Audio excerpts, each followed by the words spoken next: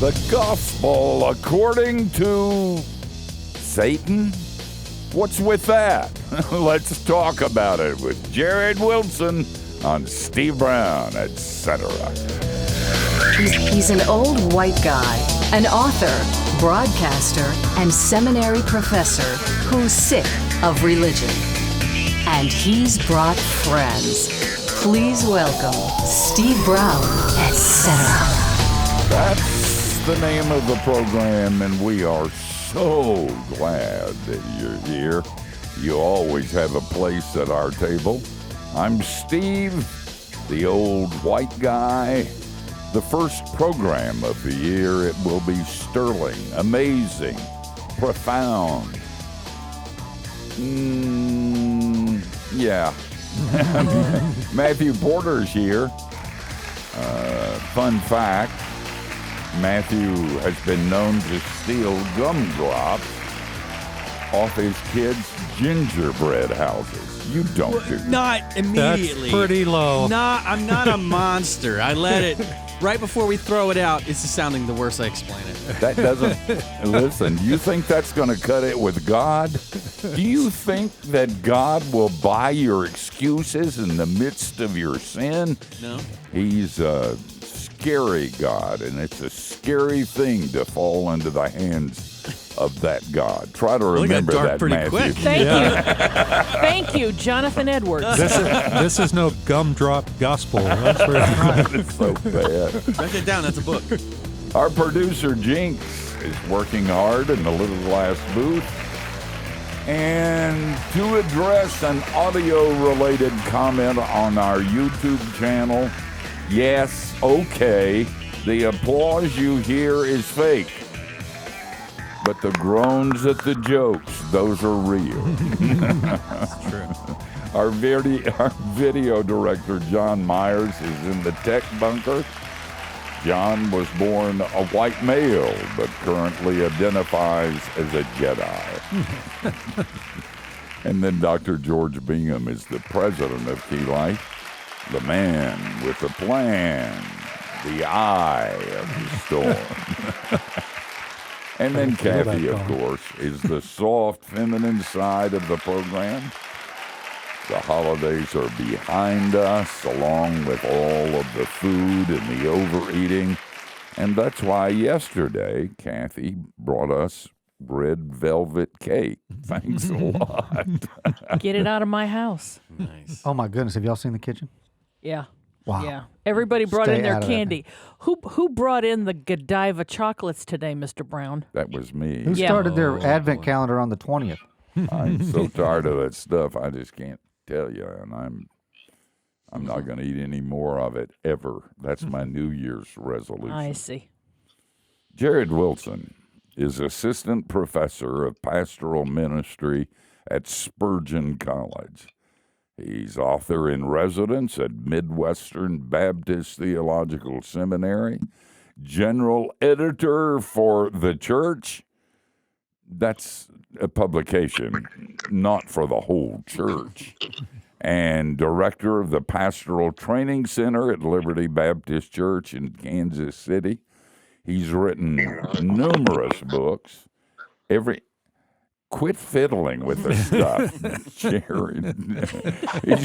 he's written numerous books. When he burps, they publish it. The one I hold now in my nicotine-stained fingers is titled The Gospel According to Satan. 8 lies about God that sound like the truth. Hi, Jared. How are you, Steve? It's good to have you back on. A lot of It's guests, good to be back on. Well, a lot of guests refused to do it the second time, but you are a brave man, and I'm glad. Where in the world did you get this from? C.S. Lewis and Screw Tape, or was it just you woke up in the middle of the night and God gave you where did you get the idea of the gospel, or did a publisher give it to you? Yeah, no, it was actually somebody else's book that I was browsing through at a bookstore, and I thought, if the devil wrote a book, it would look like this. And then the light bulb went off, and I thought, let me write a book like that. You know, it's one of those titles that if they go into a second printing, they're going to change. Perhaps. They do that with mine all the time. I just want you to know that. We have a proclivity for lie. You know, we create a God who doesn't exist, and I do that and still struggle with it. And frankly, I like my God a lot better than the real one. He's nicer. He's kinder. He's more, you know, he does stuff I tell him to do. He fixes things I need him to fix. He always pats me on the back and says, "Good dog." That's our proclivity, isn't it? Don't we all do that? God made us in his image and we're trying to return the favor. Is that kind of the thing? Yeah, right. That's true. We really do. I mean, I think most people, unless except the fools, and I'm not demeaning people. God said that in the Bible, except the fools know there's a God. I mean, that goes almost without saying. But the issue is what kind of God, and you address that in this book, don't you? I do, yeah. A lot of the cliches or the popular slogans that I take through in each chapter is really indicative of the way we project our own kind of sentimentality upon the idea of God. What in the world? You know, I agree with most of this, but... But you know, some of those lies are ones that I'm kind of happy with. And you know, what do you mean God doesn't want me to be happy? I thought that's what this was all about. Yeah. Well, the key word, the first lie in the book that I take on is God just wants you to be happy, and I think the "just" is probably actually the key word there, as little as it is. So he wants but it's you really to just the idea that. Yeah, it's really just the idea that that God's overarching concern is that you have everything that you want in life, and that he's more concerned about your happiness than he is in anything else. And so what I say in the chapter is that he's not unconcerned about your happiness. In fact, he came in the flesh to make our joy complete, to make our joy full. So he's not disinterested in our happiness, but he's not just interested in our happiness, which kind of redefines the way that we look at what makes us happy and what doesn't. Good. I feel better about that one. I thought that God was in the business of making me miserable and is quite successful with it, frankly. Do you get any, and I'm sure you have shared this material in a variety of situations, do you get any kickback? I mean, are people go, "No, you're not right about this. This lies, you're calling the truth a lie." Oh, certainly. Yeah. I mean, part of the reason for picking these particular quote unquote lies is because I know that they're somewhat popular and have, infiltrated kind of the evangelical jargon. So the way people, respond usually has to do with me kind of stepping on some toes a little bit. Just for instance, when I talk about you need to let go and let God, which is, probably one of the most, ancient cliches in evangelicalism. When I mentioned critiquing that on Facebook recently, I had some folks get, a little irate about it. But sometimes it has to do with their interpretation. Somebody who says you need to let go and let God, for them, all they mean is you need to place your faith in God or something like that. But for others, it implies a kind of passivity. I think it can be harmful when said to other, to people, because it kind of implies like, there's a trust you haven't unlocked yet for your blessing or something like that. So, do you, when you get criticized for taking away some of the favorite lies of our family, you respond with kindness and gentleness and Christ-like love? Oh, always, 100% of the time. That's talk about lies, man. I tell you, if you're going to write a book, I didn't get to it in this book, but listen, pursue that a little bit more about letting go and letting God. There is some truth in that, isn't there? Recognizing that He has the agenda and that kind of thing. Talk about it a little bit and kind of flesh it out. Yeah, well, I think the tack I take in that chapter is when people when someone's going through a crisis or trouble of some kind, and then some well-meaning person says to them, "You need to let go and let God." I think that can actually be spiritually harmful because it sort of implies that the reason there's troubles going on in your life is because you haven't trusted rightly or had faith in the right way or something like that. And it really has a root in kind of this higher life, almost like a Christianity 2.0 sort of idea. And so I come at it really with two different angles, which is to say, do we all need to trust God more? Of course. But the fact that there's trouble in your life isn't because he's punishing you because you haven't, trusted in the right way or embraced the right kind of passivity or something like that. And then just the notion that we let God do anything, I find theologically problematic as well. Being a Calvinist, that kind of bothers me too. But I persist every morning of my life giving God a to-do list, correcting some of the errors that I'm sure that he made, and telling him that he doesn't love me, because if he loved me, he wouldn't do these things to me. And he says, "You through?" And I go, "Yeah." And then I realize that it's not about any of that at all. It's about his grace, and it's real. And we're going to talk about it on the other side of the break with Jared Wilson. Don't you go anyplace.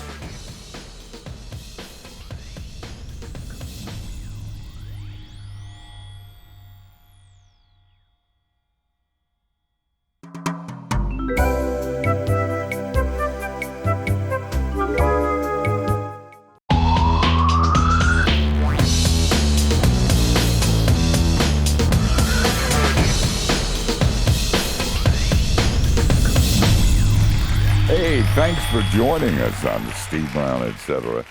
We're hanging out with Jared Wilson, one of our favorite people, by the way. You will note, those of you who are looking at his image on the screen, he dressed up for us. It can be a lot worse. At any rate, we're hanging out with Jared. You can get more of him at jaredcwilson.com. And you can follow him on Twitter at Jared Wilson. Over to me. Jared C. Wilson. Jared C. Wilson. All right, over to Matthew with the weather. Okay. Thanks, Steve. I see Jared's wearing his Florida coat. We are fair to partly unprepared. No. So I would love for us to dive into some of the specifics of the specific lies. But before we get there, I'd love your take on how these things get passed along, why they get passed along. And even as I say that, I realize there's probably lies that are here that I've probably had a hand in kind of passing along in some degree or another. Is it laziness? Is it just kind of the power of tradition? Is it biblical illiteracy? What's the culprit behind this? Yeah, I think it's a combination of all of those things in terms of the dissemination or the way that they get enshrined in kind of the, Christianese, so to speak. And some of the lies that, I take on in the book aren't things that have necessarily taken hold within Christianity, but sometimes just in the culture, like you only live once and those sorts of things. They're just popular, slogans. But what I do in the opening of the book is what I call the anatomy of a lie. And what I try to do is trace it all the way back to the first temptation and the things that the forbidden fruit held out to Adam and Eve, and see that really the germ of every lie is right there. There's a threefold appeal. When Eve looked at that fruit, it was dazzling to the eyes, so it looked good, it looked pretty, it promised to satisfy her hunger. And it held out a kind of enlightenment, or, the devil said that you can be like God. There was a power or of a possession. And it's the same three things that the devil tempted Jesus with in the wilderness as well. You see a parallel. Each of those three appeals is there. And so I see that really in the DNA of all these things. The reason why they stick around and why we tend to even spiritualize them and try to make them Christian is because they appeal to something inside of us that's fallen, some satisfaction in ourselves, or they just sound good. They're very delightful, or they sound pretty to us, or they promise some kind of enlightenment. Like, now I've got the truth. I have a deeper or more profound sense of reality, when really there is, no deeper reality than the reality of God's truth. Kind of a Gnostic, modern day Gnostic. It thing. is, exactly. Yes. Secret knowledge.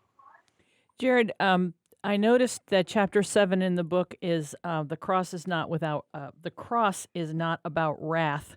A number of years ago, after the Gettys, Keith and Kristen Getty, wrote their song "In Christ Alone," a particular denomination was getting ready to redo their hymnal, update it and that kind of thing, and they wanted to put the song "In Christ Alone" into the hymnal, and the second stanza is the one that reads, "In Christ alone who took on flesh, fullness of God and helpless babe, this gift of love and righteousness, scorned by the ones he came to save.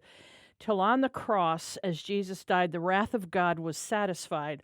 For every sin on him was laid. Here in the death of Christ I live." And when they approached them, they said, we have a problem with that line, "the wrath of God was satisfied." And they wanted to change it to "the love of God was magnified," which is a lovely thought. I mean, it's very nice. The love of God was magnified. And Keith Getty said no.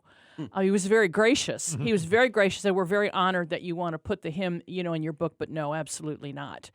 The wrath of God was in fact satisfied by the death of Jesus on the cross, and so they left it out. They did not put it in the hymnal, which always stuck out to me, first of all, because these people that wrote this song obviously understood correct theology, but I thought it was such a great statement about the truth that you're saying in this particular chapter, and I'm sure there's a lot more that you say in that chapter about that subject.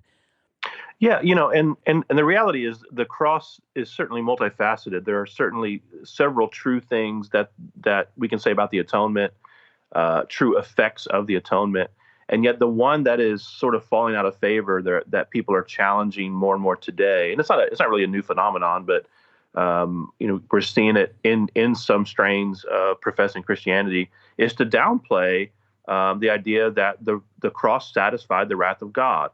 And certainly, I think we can affirm other aspects of the atonement, Christus Victor, and that Christ was our example, all those sorts of things. But what I find notable is that the idea that Christ took our punishment on the cross, or received the wrath of God on the cross, that indicts us. Almost every other view of the atonement has to do with something happening out there, right? Christ conquering the powers of wickedness and the forces of evil, and certainly he did do that. But when we downplay the wrath of God, what we're really saying is we're not that bad, Right. and we kind of depersonalize the cross. And that was really kind of the first inspiration for this book. As I said earlier, I was browsing a book in the religion section of a bookstore, and there were several, and the book was essentially predicated on the idea that these are lies people believe about God. And there were several chapters about the cross. And this author was saying that the cross is not about wrath, that Jesus didn't need to be punished for our sins, these sorts of things. And I thought, he's saying these are lies. If the devil wrote a book, this is exactly what he would say, because the devil loves a bloodless cross. The devil wants us to believe that we're righteous in and of ourselves, that we don't need the righteousness of Christ imputed to us. Therefore, and then that was when the light bulb went off. I thought, this is actually a popular lie, and it was further solidified. I was speaking at a Bible college, and I wasn't talking about penal substitution or anything directly like that. I just was, laying out the gospel. And a student came up to me and wanted to debate essentially about the cross and about penal substitution. And I thought, wow, this is a student at a Bible college, and I'm beginning to see this more and more on social media. And so I thought it worthy to address as a chapter in the book. Yeah. Jared, we've been kind of talking in terms of the lies and the impact, especially on believers. I'd be interested in, maybe contrasting how the lies may affect unbelievers and how they are seeing things or not. What, Satan influencing non-believers with the lies. Yeah. One of the chapters, the lie I cover is your life is what you make it. And I began with an article excerpt about Kylie Jenner, who is one of the Kardashian tribes, and how she's like the youngest billionaire or something like that. And Jared, essentially, yes, sir. Just hold it right there. We'll use it. Yeah. We call this in the industry a teaser.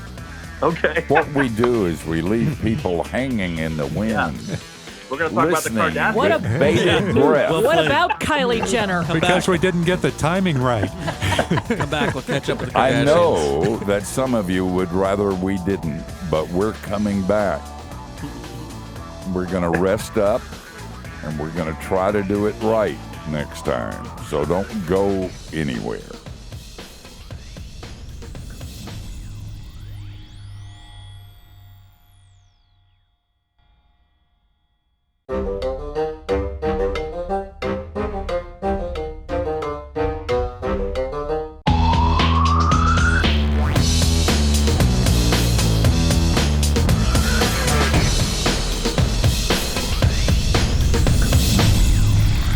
You're a savvy, clever, and kind of good-looking person, so it's no surprise that you're listening to Steve Brown, etc. And if you don't currently get our weekly email, be sure and visit keylife.org/surprise, and you will rise up and what? There's also another address that's working now, /subscribe. What did I say? Oh my goodness. /surprise, which That might work. it might work. Who I'm not knows saying what- I'm not saying it's wrong. He's trying I'm to do saying, that. He's trying to do that thing. That I'm that trying guy- to say We'll be there's surprised if it Matthew. there's works. even another option. I said- Matthew, he's old. He's doing the best he can. And somebody said the last time I said that was a lie of Satan. We're all in this together. We're gonna have to do that thing where the late night show had to keep buying websites because he kept saying them on the air. George, you want to ask the question again? Yeah, because we're really professional at this timing thing. Right before the break, we brought up the question of, how does the lies of Satan impact believers versus non-believers? And you were starting to tell a story about one of the Kardashians. Kylie Jenner. Yeah. I Yeah. can't wait. Yeah, so I came across this article about Kylie Jenner and her cosmetic company, and she's apparently like the youngest billionaire, or the first youngest person to reach so many $1 billion or something like that. And the article was really framed. It was really fascinating because it wasn't simply a small business success article or a business success article. It was basically, what have you done with your life? and I just thought, man, this is, first of all, I'm old enough not to get baited by that. But there's a lot of young folks chasing this mercurial, influencer label for which the Jenners and the Kardashians are kind of the, hallmarks or pioneers of. And so I think the world is really, it's not new. It's certainly not a new lie that, your life is what you make it. But the idea that you could parlay an image, a brand, a product into your own identity, that it becomes to define you. And I think that's one of the pitfalls of social media, in particular, like Instagram and things like that, where, the real life and product placement is beginning to kind of blur. The lines are getting blurred. And I think one of the lies that, the world, and I think even the church is falling prey to, is this idea that you're a product. You essentially are a commodity to be used, to be commercialized, to be monetized, and really that's all there is to life is to climb that hill of becoming a big influencer or maximizing your profit, whether that's in influence or in money or what have you. And that's real. I mean, that is a lie, because essentially it's placing. It's as if the devil is showing us all the kingdoms of the world and saying all of this can be yours, as if that's all there is, as if that isn't passing away. And so I think it's something that, certainly the world is falling prey to, but I don't know that we can draw a stark line and say that, that's the world and not the church, because Christians are falling into that every day. I remember when the whole story came out, and I can't remember if it was Inc. or Fortune or what, and the headline was basically the youngest self-made billionaire, and Yeah. a whole lot of people are like, "I'm sorry, come again with the self-made Yeah. part with the," and it's funny because it's essentially. It's not self-made. She had. That's exactly right. No one begrudges her that, or begrudges her the hustle that she brought to it. But clearly, that's kind of a false narrative, and that kind of, in a larger sense, feels like what some of these lies are. It's not just like a one-time lie. The idea of is your life is what you make it. It's an ongoing. I wake up and think this lie, which kind of becomes this narrative that kind of drives my life. Becomes this frame. I see everything within, and so it's kind of pervasive and dangerous in that way. Well, and it's an enthronement of self over God. It's a denial of His sovereignty. It's a denial of His kingship and His lordship. It is, I can be God instead of God, or I can be God along with God. And if your life is what you make it, we're essentially saying to people who encounter suffering that's not of their own choosing or not of their own will, that they don't have what it takes, that there's something that they've done that is, outside this magic formula, and it can be spiritually abusive in that way. I would love to take some of these messages and see how they translate to third world countries where, people are mired in suffering, disease and poverty, and say, hey, look, your life is what you make it. What have you done with your life? I think sometimes that lie is kind of comfort for those who are not suffering. If you're suffering, in my brain, I don't have to feel guilty. Not only do I have to feel guilty, I know I've not engaged in that thing or whatever, so I'm safe. I can convince myself that these bad things might not befall me when rain falls on the just and the unjust, and that's right. Tomorrow could be your number. Yeah. Well, and it's I think it also leads to areas of stewardship, because if I have all of this stuff and I got it, I don't have to think much about being generous necessarily. I don't have to think about stewarding those things. Because it wasn't given to me by the Lord. It was gotten by my own, sweat equity. But you're not advocating quietism or anything like that, are you?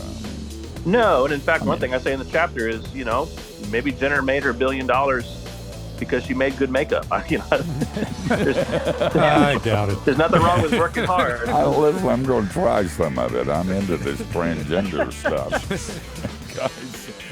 We're going to do better. Just stay around, and eventually we land this plane properly Christian, properly spiritual, with great insight that will change your life, or with which you can change your life, because we all know you're what you make of it.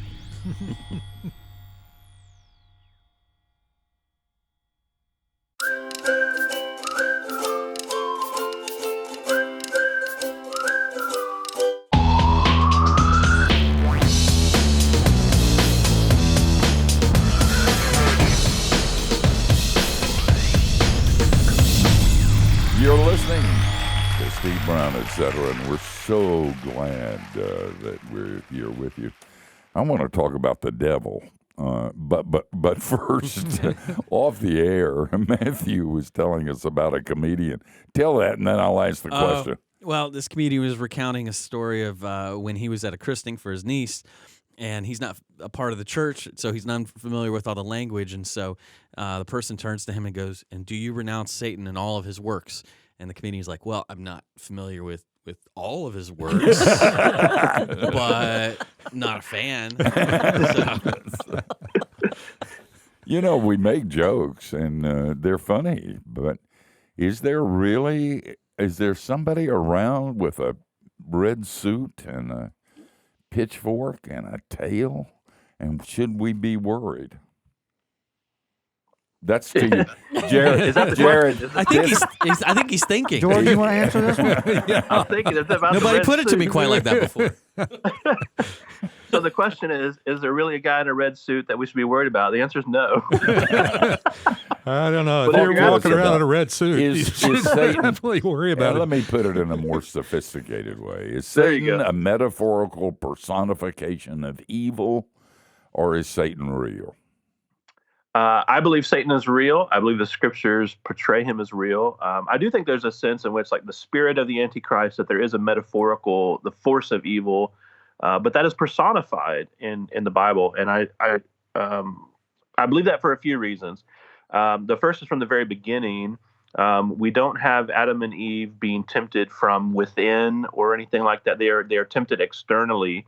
We believe it's the devil who has personified as a serpent in the garden. I believe there's a literal serpent who is literally speaking to Eve in those moments. So there is a personification of evil. In one of the oldest books of the Bible, Job, we have a dialogue between Satan and God, in fact, where God suggests to Satan that he should consider Job as sort of a test case for the temptation of righteousness.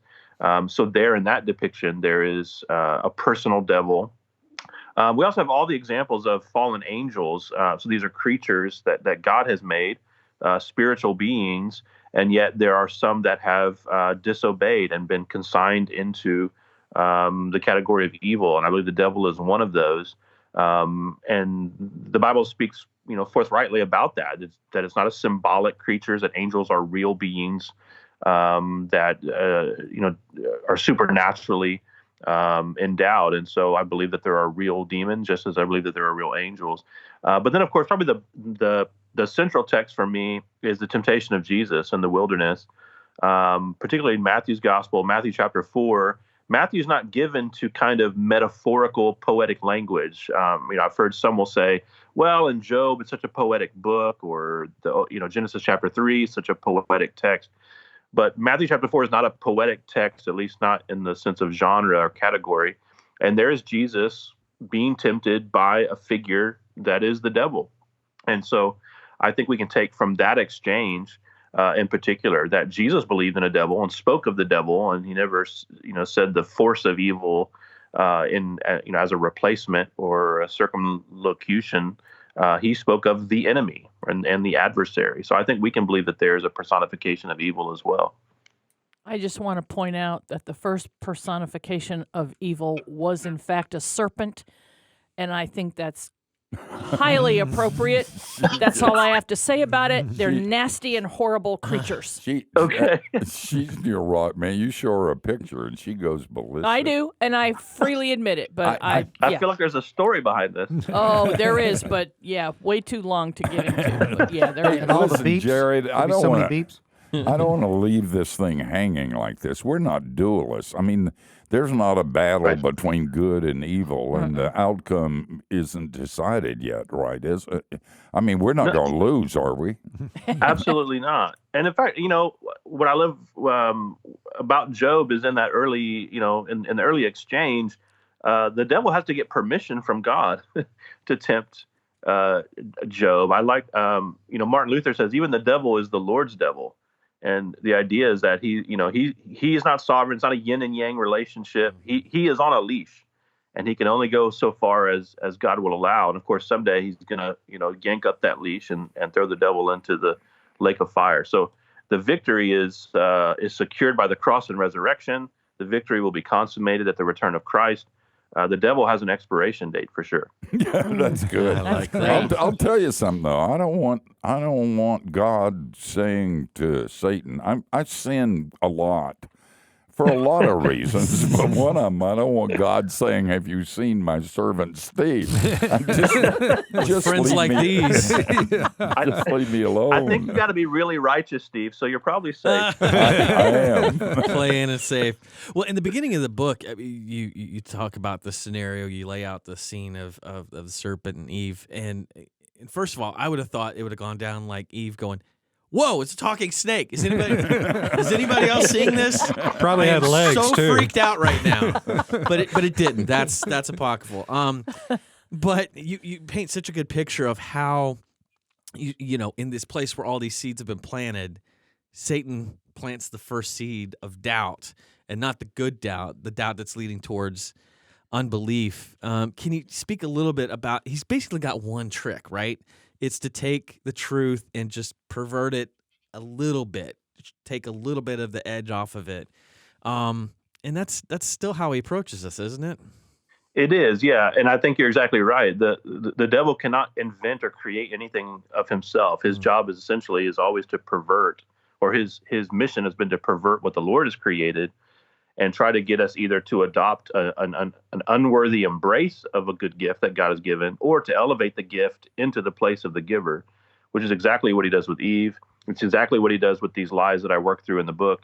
And why they're so effective, because there's hints and seeds of truth in them, right? We just talked earlier about, hey, what's really wrong with let go and let God, or, God just wants you to be happy.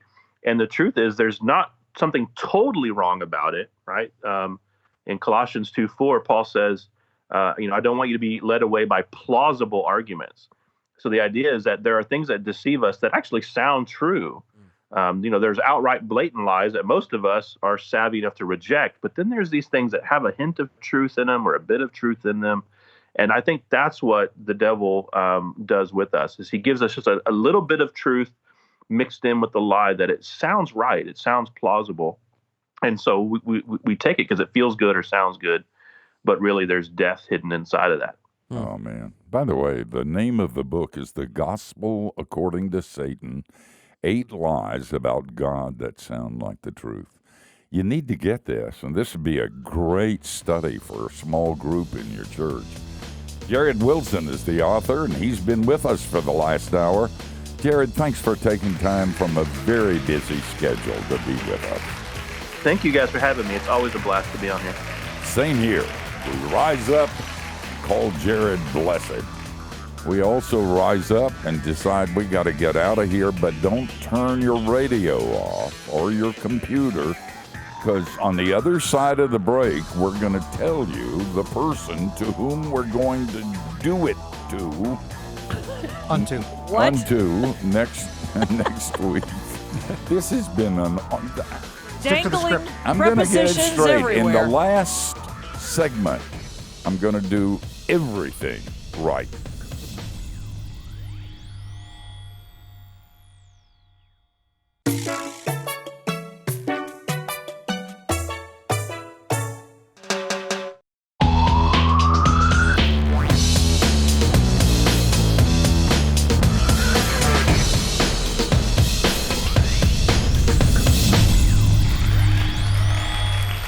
We kid a lot around here, you've noticed, but I'm being serious. this does. Yeah, well, you have to be. I know somebody's got to drive this boat. But underneath it all, there's a serious reason we spend our time doing this, and Jared points to it. We live in a world where they lie to you. They really do. Not just politically, not just in advertisements, but they lie to you about God. And because that's so important, it really is, because it's so important that you get it right. I have a friend of a friend who has 3 PhDs, and he said he had a list of questions. He was an atheist, and said, when I finish this last PhD, I have a list of questions. And the first question I have, is there a God? And if there is, he's God, and if there isn't, I am. So it's important that I decide. Well, once you resolve that issue, there's more to resolve, too, and Jared was talking about it. People from pulpits and seminary chairs and even broadcasts like this one will lie to you. They don't mean to, but they get caught up in the stuff, and they lay out things that God is a child abuser, and he's going to give you cancer if you get out of line, that the cross is a nice thing that Jesus did, that it doesn't matter eternally what you think. So truth's important, and that's what we're about here. We're not about just joking around, although we like that maybe more than the truth. But truth is so very important. Get this book, The Gospel According to Satan, 8 Lies About God That Sound Like the Truth. Catherine, who's going to be the guest next week? You so owe me after this one. So owe me, and I am going to collect over and over and over again. All right. Richard Beck's book is Trains, Jesus, and Murder, The Gospel According to Johnny Cash. You made that up. I did not make that There up. is not a book with that. There is a Hold it book. There is a book with that title, and you, my friend, owe me. I know. He's going to go home and read that tonight. I know. In fact, yeah, I'm going to take it out of her hand, non-nicotine stained fingered hand, and read it quickly, because that's my kind of book. Just for you. By the way, we have a poster of Johnny Yes, Cash we do. right above me. Just wanted to point that out. We got to go. Hey, join us next week. Between now and then, don't do anything we wouldn't. That gives you a wide, wide berth.